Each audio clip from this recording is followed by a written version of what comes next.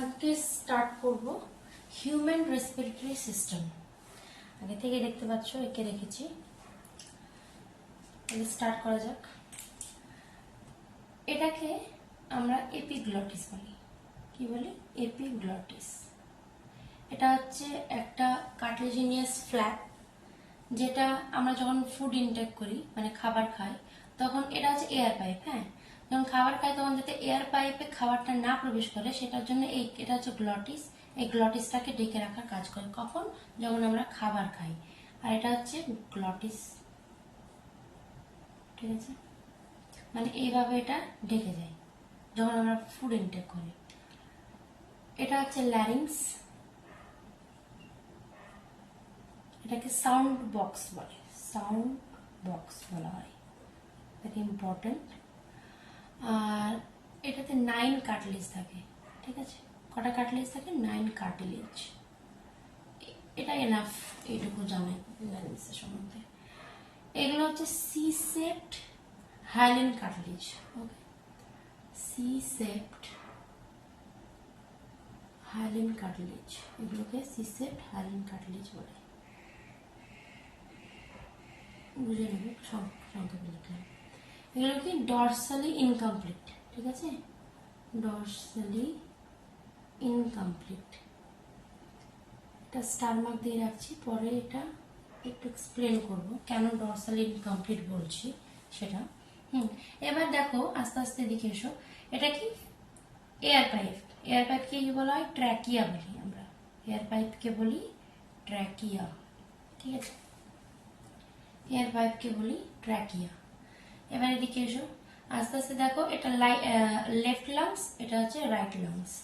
Left লাংটা দেখো একটু উঁচুতে আছে, মানে এটা এইভাবে বাইফার্কেট করছে, একটু উঁচুতে আছে। কেন? কারণ এখানে হার্ট আছে, এখানে হার্ট থাকার জন্য এটা একটু উঁচুতে আছে, আর একটু নিচে এটা আছে। এই স্ট্রাকচারের জন্য যখন আমরা এয়ার নিই মানে বাতাস নিই তখন কি এই রাইট লাংসে বেশি পরিমাণে কম্পারেটিভলি লেফটের কম্পারেটিভলি রাইটে বেশি পরিমাণে এয়ারটা প্রবেশ করে, ঠিক আছে? এর জন্য ডিউরিং ইভলিউশন কি হচ্ছে, রাইট লাংসটা বেশি বড় হয়ে গেছে। এর জন্য এটাতে 3টে লোব আছে, দেখো 1টা 2টো 3টে লোব তৈরি হয়েছে। আর লেফট লাংটা একটু সাইজে ছোট, রাইটের থেকে এখানে 2টো লোব তৈরি হয়েছে, একটা একটা। এগুলোকে ফিশার বলা হয়। এটা হচ্ছে অবলিক ফিশার, ঠিক আছে? Oblique fisher. ফিশার মানে কি? ফিশার মানে হচ্ছে সেপ্টাম। সেপ্টাম মানে সেপারেট করেছে। কোন কি সেপারেট করেছে? এই যে লাংসটাকে লেফট আর লাংসটাকে 2টো পার্টে সেপারেট করেছে, তাই না? ফিশার সেপারেট করেছে, 2টো লোব তৈরি করেছে। এখানে 3টে লোব করেছে, এটাকে অবলিক ফিশার বলে। সেম একই, অবলিক ফিশার। ওকে, আর এটাকে বলা হয় ট্রান্সফার ফিশার। Transfer fisher. এবার যদি এরকম কোয়েশ্চেন হয় যে শুধুমাত্র রাইট লাংসে আছে এরকম একটা স্পেসিফিক ফিচার বলো, তাহলে আমরা বলতে পারি ট্রান্সফার ফিশার অনলি কি থাকে? রাইট লাংসে থাকে, ঠিক আছে? এটা অনলি প্রেজেন্ট রাইট লাংসে, রাইট লাংস। আর দেখো এটা হচ্ছে কার্ডিয়াক নচ। কি? Cardiac notch. কার্ডিয়াক নচ, এটাকে কার্ডিয়াক নচ বলা হয়।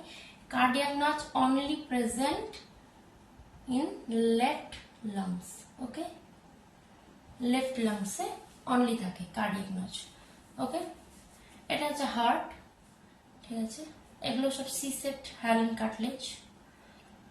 এবার হ্যাঁ, এটাও কোশ্চেন আসতে পারে যে আমাদের কোন লাংসে বেশি ইনফেকশন হওয়ার প্রবাবিলিটি সব থেকে বেশি? কোন লাংসে? কি? রাইট লাংসে। কেন? এখানে এইরকম একটা স্ট্রাকচারের জন্য এখানে বাতাসটা বেশি প্রবেশ করায়, এখানে বেশি ইনফেকশন হওয়ার চান্স থাকে রাইটে, লেফট কম্পারেটিভলি লেফট লাংসের কম্পারিজনে, ঠিক আছে? এটা হচ্ছে ডায়াফ্রাম। ডায়াফ্রাম। আর এটাকে প্লিউরাল মেমব্রেন বলা হয়। কি বলা হয়? Plural membrane. এখানে প্লিউরাল ফ্লুইড থাকে, প্লিউরাল ফ্লুইড থাকে, ঠিক আছে। এই রিজিয়ন এখানে কোথায়, এখানে মানে ডিভাইড করেছে, এটা হচ্ছে T5 রিজিয়নে ডিভাইড করেছে। কোন কোন রিজিয়ন, এটা স্টার মার্ক দিয়ে রাখলাম, পরে বুঝবো, ঠিক আছে। এটাকে T5 রিজিয়নে কি করেছে, এটা ডিভাইডেড হয়েছে, ঠিক আছে। আর এখানে বলার মতো কিছু দেখতে পাচ্ছি না, সবই হয়ে গেছে, কোনটায় কি বলে সব বলা হয়ে গেছে। এবার যে স্টার মার্ক দিয়ে রাখলাম না, এগুলোকে আমি বলে দিচ্ছি, ঠিক আছে। এই যে কি বলেছি, ডরসালি ইনকমপ্লিট কার্টিলেজিনিয়াস ফ্ল্যাপ, তাই তো। কি বলেছি, ডরসালি ইনকমপ্লিট, কি কার্টিলেজ, হাইলিন কার্টিলেজ থাকে, সরি হাইলিন কার্টিলেজ থাকে, ডরসালি ইনকমপ্লিট। কেন ডরসালি ইনকমপ্লিট থাকে এটা বলছি। প্রথমে বুঝে নাও, এই যে এয়ার পাইপ, এটা তো পেছনে থাকে ফুড পাইপ, ফুড পাইপ মানে ইসোফেগাস। প্রথমে এই যে আমরা যদি এখান থেকে কাটি, ঠিক আছে, সেকশন করি, আর ওপর থেকে ভিউ করছি, ঠিক আছে, ওপর থেকে ভিউ করছি, এখান থেকে সেকশন করে ওপর থেকে ভিউ করছি, তাহলে আমরা এরকম দেখব। এই যে আমরা যদি এটাকে বলি যে ইসোফেগাস মানে ফুড পাইপ, আর এটা যদি আমাদের হয় কি ট্র্যাকিয়া, এয়ার পাইপ, তাহলে এয়ার পাইপে এই যে এখানে হাইলিন কার্টিলেজ থাকে। আচ্ছা, হাইলিন কার্টিলেজ কেন থাকে, কেন নেচারে এরকম তৈরি হয়েছে হাইলিন কার্টিলেজ? কারণ দেখবে একটা পলিথিনের ব্যাগ বা কিছু ধরে নাও, এখানে ফু দিচ্ছি, আবার ফু দিয়ে টেনে নিচ্ছি, তাহলে ফু দিলে কি ফুলে যাবে, আবার ফু যদি আবার টেনে নেওয়া হয় তাহলে কি চুপসে যাবে, তাই না। এখানে তো অনবরত কি এয়ার ঢুকছে বেরোচ্ছে, ঢুকছে বেরোচ্ছে, তার মানে এটা কি চুপসে যাওয়ার কথা। কেন চুপসায় না, এই হাইলিন কার্টিলেজের জন্যই চুপসায় না, ঠিক আছে, এটাই আমাদের কাজ। এবার এই হাইলিন কার্টিলেজটা দেখো ইনকমপ্লিট কেন বলছি, ডরসাল ইনকমপ্লিট কেন বলছি। এই যে এটা যদি ট্র্যাকিয়া, এই যে আমরা এভাবে হাইলিন কার্টিলেজ এখানে কভার করেছি, তাহলে কি এটা কি এত দূরই করতে পারছে, ইসোফেগাসে তো যেতে পারছে না। তাহলে আমি যদি এটাকে বের করে এভাবে দেখি, তাহলে কি এরকম হচ্ছে। ডরসাল এটা হচ্ছে ভেন্ট্রাল রিজিয়ন, মানে সামনের দিকটাকে ভেন্ট্রাল বলা হয়, আর পেছনের দিকটাকে ডরসাল বলা হয়। তাহলে কি পেছনের দিকটা ইনকমপ্লিট না, ফাঁকা, এর জন্য ডরসাল ইনকমপ্লিট বলা হচ্ছে, বুঝা গেল। এবার আমরা T5 এ আসি, ঠিক আছে। T5 আমরা স্কেলেটন সিস্টেমে থোরাসিক ভার্টিব্রা, তারপরে সার্ভাইকাল ভার্টিব্রা, লাম্বার ভার্টিব্রা, এগুলো পড়বো। তো একটুখানি জেনে নিই, থোরাসিক ভার্টিব্রা কি 7টি থাকে, ঠিক আছে। তারপরে শুরু হয় কি, সরি, সার্ভাইকাল ভার্টিব্রা 7টি থাকে, তারপরে শুরু হয় থোরাসিক ভার্টিব্রা, ঠিক আছে, তারপরে শুরু হয় থোরাসিক ভার্টিব্রা। তো একটু ডায়াগ্রামে তো দেখাচ্ছি, এরকম ভাবে 1 2 3 4 5, ঠিক আছে, এরকম এরকম ভাবে 12 নম্বর এখানে ধরলাম, 12 নম্বর, ঠিক আছে। T12, তাহলে এটা কি T1, এটা T2, T3, T4, T5। এটা আমাদের মানুষের পেছনের দিকে কি ভার্টিব্রা থাকে, এগুলো থোরাসিক ভার্টিব্রা, কি এটা সার্ভাইকাল ভার্টিব্রা, থোরাসিক ভার্টিব্রা, তারপরে নিচে যত নাম্বার লাম্বার ভার্টিব্রা, এরকম থাকে। এই যে এই T5 রিজিয়ন সামনের দিক থেকে কি ট্রাকিয়া এভাবে কি ভাগ হয়ে যাচ্ছে, এই T5 রিজিয়নে ট্রাকিয়া ভাগ হয়ে যাচ্ছে। এটা খুব ইম্পর্টেন্ট কোশ্চেন হতে পারে। T5 রিজিয়নে ট্রাকিয়াটা ভাগ হয়ে যায়, দিয়ে এটা হচ্ছে ব্রঙ্কাই, ঠিক আছে, কি ভাগ হয়ে ব্রঙ্কাই পরিণত হয়, ব্রঙ্কাই অর ব্রঙ্কাস। এবার দেখো কভারিং অফ লাংসে আমরা এর আগেই বললাম যে এটাকে প্লিউরাল মেমব্রেন বলা হয়। এই প্লিউরাল মেমব্রেনটা আবার দুটো, কি আউটার আর ইনার, এটাকে বলা হয় আউটার, আর এটা হচ্ছে ইনার, ঠিক আছে। এই দুটো একসঙ্গে বলা হয় প্লিউরাল মেমব্রেন, এই দুটোকে একসঙ্গে বলা হয় প্লিউরাল মেমব্রেন। আউটারকে বলা হয় প্যারাইটাল প্লিউরাল মেমব্রেন, ঠিক আছে, প্লিউরাল মেমব্রেন, একটু সংক্ষেপে লিখলাম। আর এটা হচ্ছে ভিসেরাল, বুঝে নেবে, ভিসেরাল প্লিউরাল মেমব্রেন। এই দুটোকে মার্জ করে একসঙ্গে বলা হচ্ছে প্লিউরাল মেমব্রেন, ঠিক আছে। আর এই যে মাঝে থাকে ফ্লুইড, এক ধরনের তরল পদার্থ, ফ্লুইড, এটাকে বলা হয় ফ্লুরাল ফ্লুইড, ঠিক আছে।